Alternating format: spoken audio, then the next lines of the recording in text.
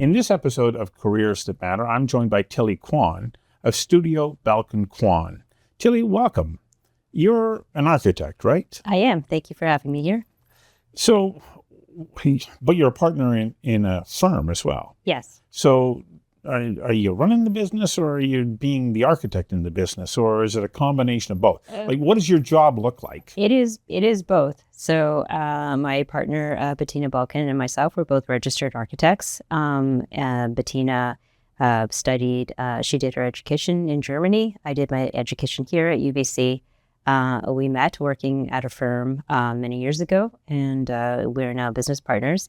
So we're both architects. We're both involved with the day-to-day designing of buildings, of relationships with clients, dealing with contractors. But we are also business owners, small business owners. And so, yes, we wear many hats in our practice. So in the course of your week, how much of your time do you actually get to devote to being an architect?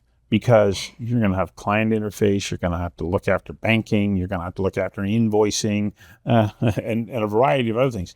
What's the split between running the business and actually being an architect? I think it varies from time to time. I think, dealing with clients and, doing site visits, that's all part of being an architect. I mean, I would say that, maybe the kind of business side of things, if we include business development, maybe that's, maybe sometimes it's 30% of your time during the week. Sometimes it's a little bit less. So I would say it varies. Okay. So what does it take to be doing architectural work? Because I'm thinking, okay, you see something like a piece of land or a building and you go, yeah, but I envision this. What's that process like? How do you go through saying, what about this as a design? Well, I think in our practice, usually a client comes with a proposal for a project, whether it's a single family house or a multifamily project or a cabin in the woods. And usually they will have a property already. Sometimes someone may call us and say hey, we're thinking about purchasing this property. Do you mind having a look and telling us, what you think we could do here? It's fairly easy for us to come up with a very general idea of what can be built. And a lot of that actually is looking into city regulations and making sure we understand what's actually allowable on a piece of property. Okay, so it has to start there with, what is within the rules? Possible. Exactly, right. Exactly. And in the city, on a typical urban lot, it's pretty prescriptive. There's a lot of information. Where it gets a little more fun is when we have the opportunity to work on a rural property or an island property where it's more about acreage and now, it's a little bit more flexible in terms of what you can envision for a piece of land. As you go through the process, you're engaged by the client, you take a look at the property, you look at what is and isn't available. In the back of your mind, are you then starting to go, I wonder if we could do this, or I wonder if we could do that? And then do you start to then come up with drawings or ideas that you present to the client? Yeah. So once we're engaged, then we really deep dive into, first after we make sure we're equipped with, the knowledge of what is possible. And then we start kind of blocking out kind of 3D, I should step back because, of course, we're working within a client's program. So for them, whether it's a house or a cabin, they'll say these are the type of spaces that we think we need, how many bedrooms, this is our dream list. And what's their budget? Exactly. Budget comes into the conversation right. as well. And then we go from there. And then it's about making sure that, we can design something that incorporates the things that, a client wants. And sometimes we're critical of that. We'll say, okay, we may have to double up on some of these spaces, perhaps this bedroom also doubles as an office sometimes, and we really get into the nitty-gritty. And that's the thing that Bettina and I really love, actually, is getting to know the individuals who are actually going to be living in the space. And, what's really interesting is that, we've worked actually on a few projects in Kits Point on the same type of lot, same dimensions, maybe different orientation, but, same set of regulations because it's all in the same zoning. But because we're working with different families, the houses actually turn out quite different because they're reflective of what that family wants and feels is important to them in terms of a home. Wow. So how many hours a week do you work? Like, what's a day look like to you? You start when do you ever turn it off? Do you take weekends off? Yeah, I mean, I think this is all. I mean, architects are known to never turn off and to work long hours. I mean, I have a young family, so I think having my own business has allowed me to be a little bit flexible. I mean, where you take a little bit of time off to drive your kid to tennis practice, like you make it up somewhere else. So yes, often we're working after hours on the weekends, but I think that in the big picture, we love what we do, and that's kind of the most important thing. Okay, let's go back to you're in high school. Where'd you go to high school? I went to Eric Amber Secondary. Okay, you're graduating, and did you go, yep, I know in the future I want to be a small business owner as an architect. Did you know that when you were graduating? No, not at all. What was your vision of what your future was going to be as you're leaving the last day of grade 12? I do remember thinking that architecture was a very interesting career. I had no idea what architects actually did. I mean, back then, CAD drawing was just starting to become a thing. I mean, I thought that architects basically spent their day, drawing, like on a drawing board and designing these wonderful things and making these wonderful drawings.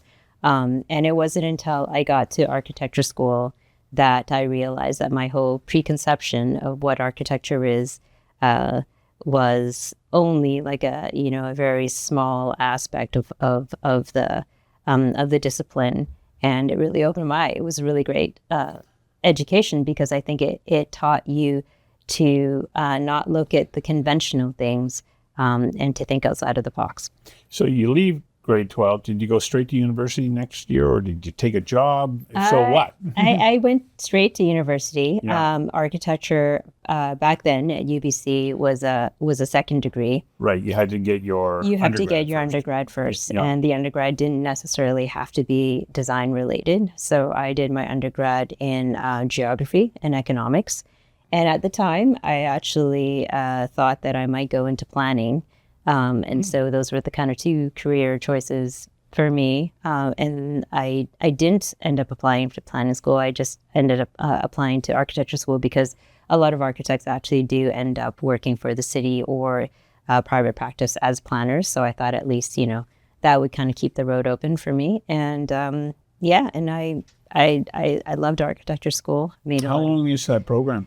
The program at UBC back then was 3.5 years. Okay. So it was 4 years bachelor's and then another 3.5 years. So you got a commitment to your education. It was definitely time commitment to the education. And when you graduate, you actually you can't call yourself an architect yet because you actually have to go through. It's similar to articling. So you're articling. Okay. Yeah. So you have to get a certain number of hours of experience across a range of kind of categories, and you have to have a mentor in both your place of work and also a mentor outside of that to sign off on your hours.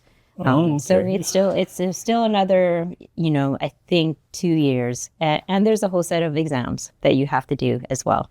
So when you're going through the program, is there kind of a funnel or an introduction that's made between students and architectural firms that say, we got opportunities here because they're looking for people and you're looking for jobs?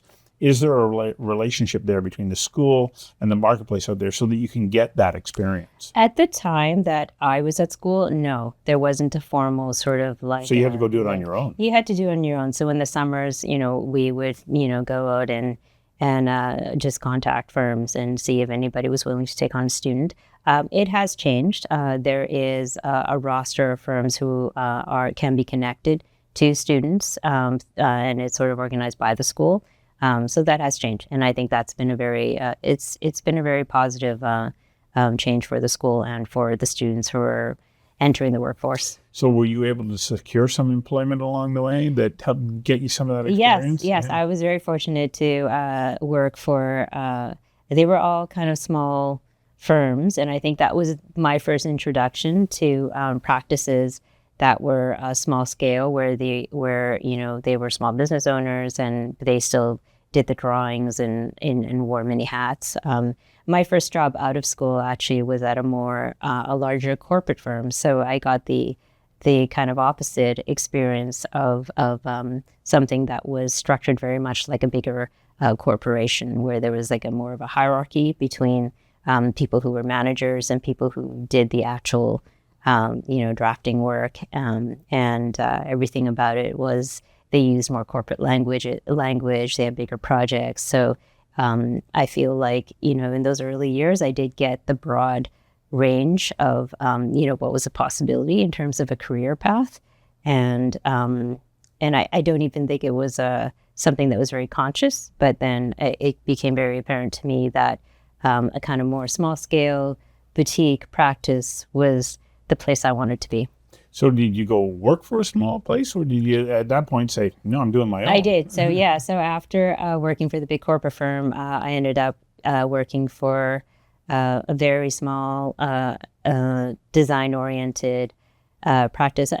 They did kind of grow and become. It wasn't medium-sized, but I think at the biggest sort of number of people when I was there, maybe we were like 10, maybe. So still small, but very, very design-oriented, and that is where I met Bettina. And you got to put your creative sort of design. I think it was there that I really thought, okay, this is where I want to be, because the projects are small enough that you can wrap your head around it and you can be involved from the start to the very end.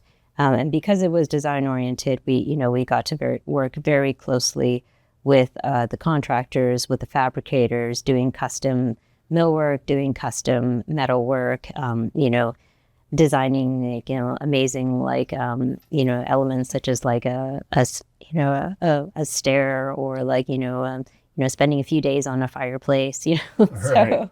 So I think that's what I appreciate. That's kind of a thing that I would not have thought of as my younger self, is that I actually really enjoyed that ability to work with people such as really good contractors, really good framers, really good metal workers, and it's that kind of synergy from those experiences that I value the most now. Well, that's a perfect lead into my sort of final question to you, because one of the big audiences that I want that's for careers that matter are young people who are saying, well, what does this career look like? And what does that career look like? What was the most interesting thing, or one of the most interesting things that you've discovered about yourself as you've been on this journey that you didn't know going in?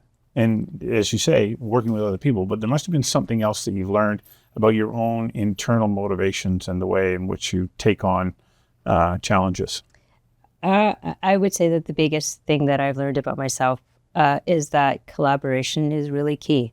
And that I am most happy when I'm able to collaborate with other people to bring something to fruition, whether it's, having a business partner and a design partner, or, working with just great consultants and contractors and fabricators, and also the client, because we work so closely with our clients to realize their dream project.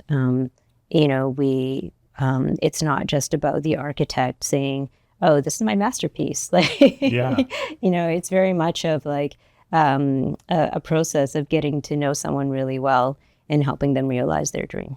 Isn't that a wonderful way to go about your work and wrap up each day saying, yeah, I've helped somebody else. Yeah, we've taken a few steps closer to realizing this dream. Yeah.